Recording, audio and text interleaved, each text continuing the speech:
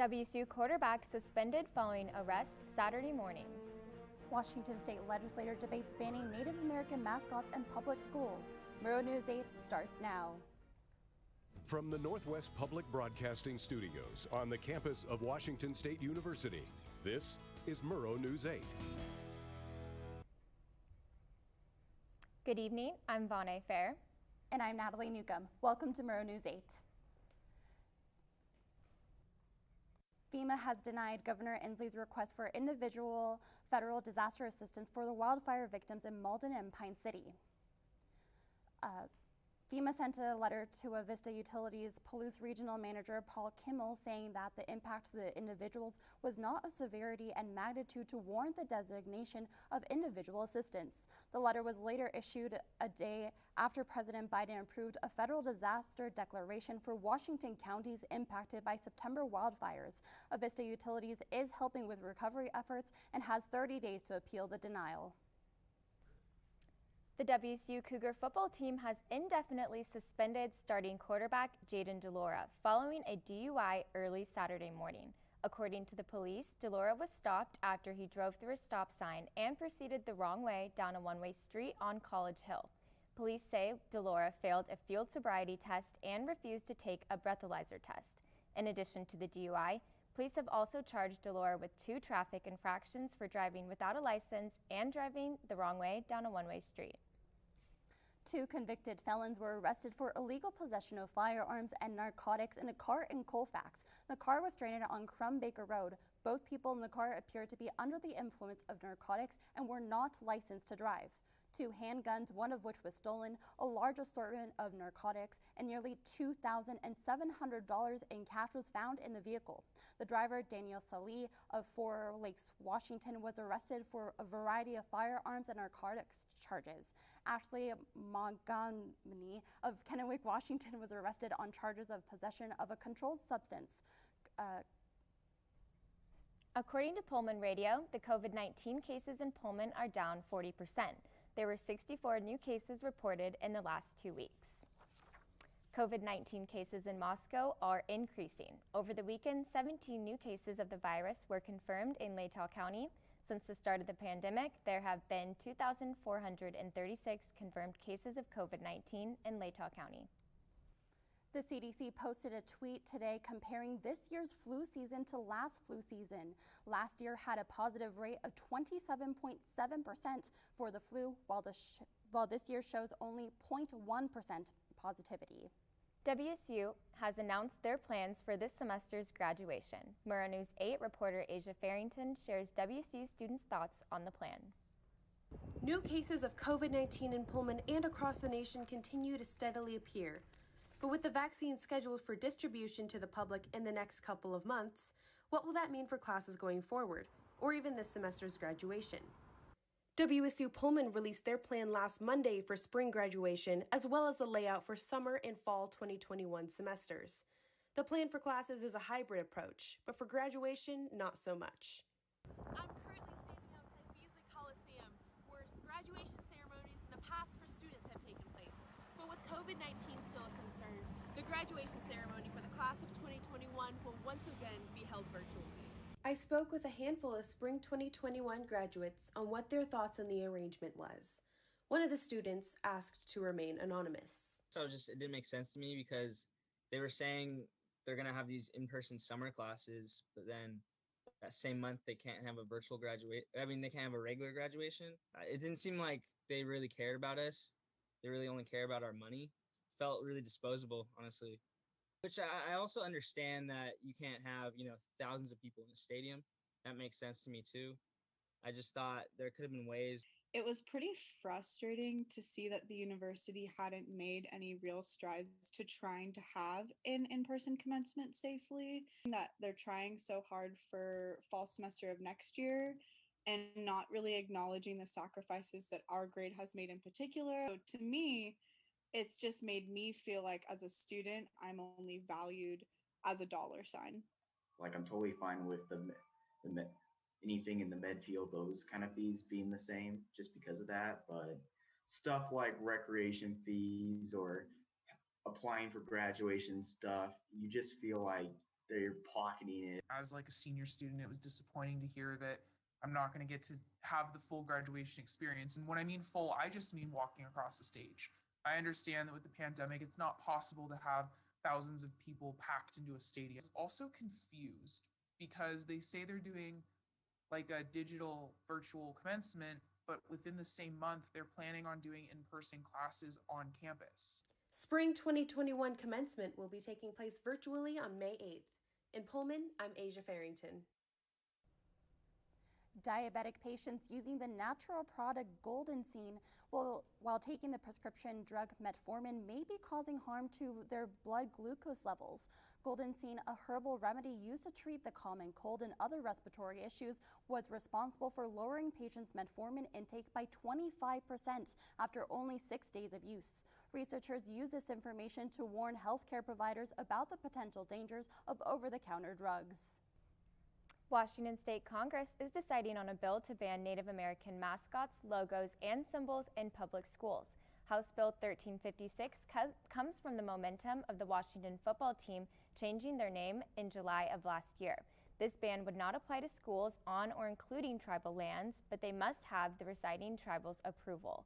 Schools required to change their name and logos will not be required to change the name of their school. President Trump is facing his second impeachment trial tomorrow, and you might want to grab your coat as it is going to be cold this week. Find out exactly how cold when we come back. And there's more to come on Murrow News 8. 1 in 3 adults has pre-diabetes. 1 in 3. That means it could be you, your favorite brother, your other brother, you, your football buddy, your football buddy. You, the boss's boss. If 1 in 3 adults has prediabetes, that means it could be you, your barber, your barber's barber. Nice work. Thanks. You, your plumber, Breathe right into your foot. your plumber's masseuse. Yes. You, your dog walker, On your left. your cat jogger. Or you, your co-pilot, your co-pilot's co-pilot. While 1 in 3 adults has prediabetes, with early diagnosis, prediabetes can be reversed. Take the risk test at doihaveprediabetes.org to know where you stand. Former President Donald Trump's second impeachment trial is set to take place this Tuesday, February 9th. The Senate trial is focused on the events of January 6th Capitol riots and whether or not Trump's speech prior to the riots qualifies as inciting violence. The trial will be available to watch on C-SPAN starting tomorrow at 10 a.m.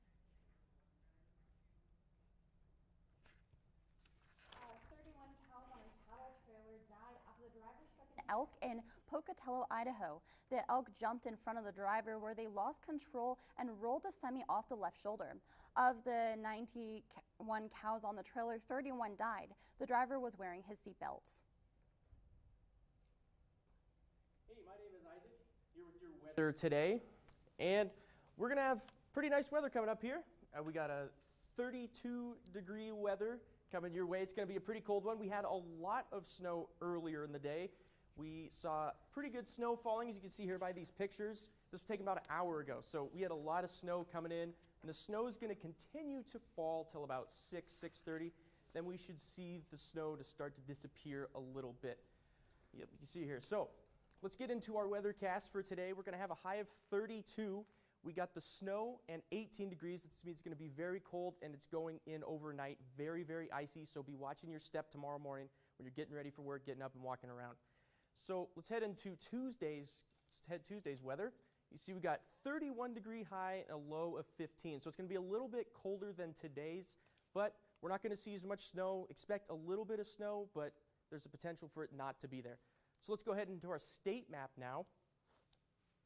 And looking at Olympia and Seattle, we got identical highs, 43 and 43 in their respective areas. We got a high of 33 in Seattle and a low of 30 in Olympia. Now look at Yakima. It's getting a little warm there, 45 to 25 degree, 45-degree high, low of 25. A little warmer there, and then you get down to the Tri-Cities. You got 47 high and a low of 27. Then we step over here, take a look at Pullman and Spokane, going to be very, very cold. So let's go ahead and do our 5-day forecast. Now, as you can see here, we got Thursday. It's going to be very, very cold, but Tuesday is where it's going to be the warmest of the days these weeks. It's going to be high of 31, low of 15, and we got that snow, remember, so it's going to be icy heading in tomorrow. Now, we have Wednesday, high of 34, low of 17, getting a little bit cooler, but Thursday is really what I want to point your attention to. It's going to be a high of 20 and a low of 5. Going to be very, very cold, very icy. Watch your step. We have it over to Friday. See, Friday's going to be a high of 17 and a low of 6. So it's going to be very cold that day. Going to be partly cloudy. Expect some snow, but not a lot. And then heading into our weekend on Saturday, we got a lot of sun, so that's great, but it's still going to be pretty cold with a high of 20 and a low of 11. And that's all from the weather. Head back to you guys. When we come back, you get to see the former Coug celebrating his Super Bowl win. And another Pac-12 basketball game has been canceled due to COVID-19. Find out more when we come back.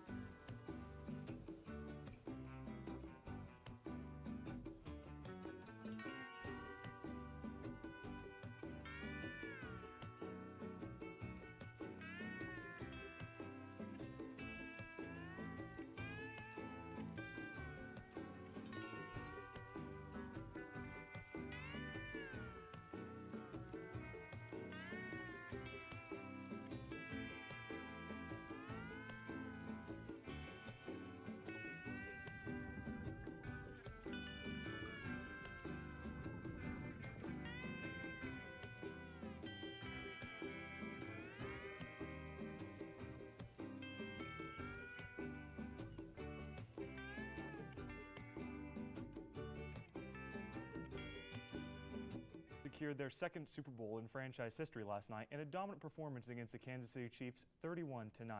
The Buccaneers were led by a Super Bowl MVP performance by quarterback Tom Brady, who got his 7th Super Bowl win in his expanding Hall of Fame resume. Brady threw 2 touchdowns to tight end Rob Gronkowski in the first half, while a versatile Tampa defense held Chiefs quarterback Patrick Mahomes out of the end zone for the first time in his NFL career. Getting to partake in the Super Bowl 55 celebration is the former WSU Cougar alum, linebacker Deion Buchanan. Buchanan posted a photo of himself on Instagram hoisting Lombardi Trophy last night after the Buccaneers win.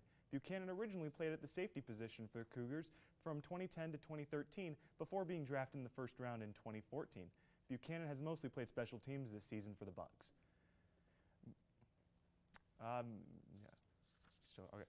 Gonzaga's men's basketball announced that on Twitter that their game against Santa Clara has been canceled. The decision to cancel was made after it was discovered that Santa Clara was having COVID-19 troubles within their organization.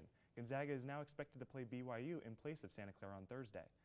Playing for the first time in over 400 days, the WSU men's soccer team did not miss a beat as the Cougars began the 2021 spring season with a 2-1 win on the road at Seattle University last night.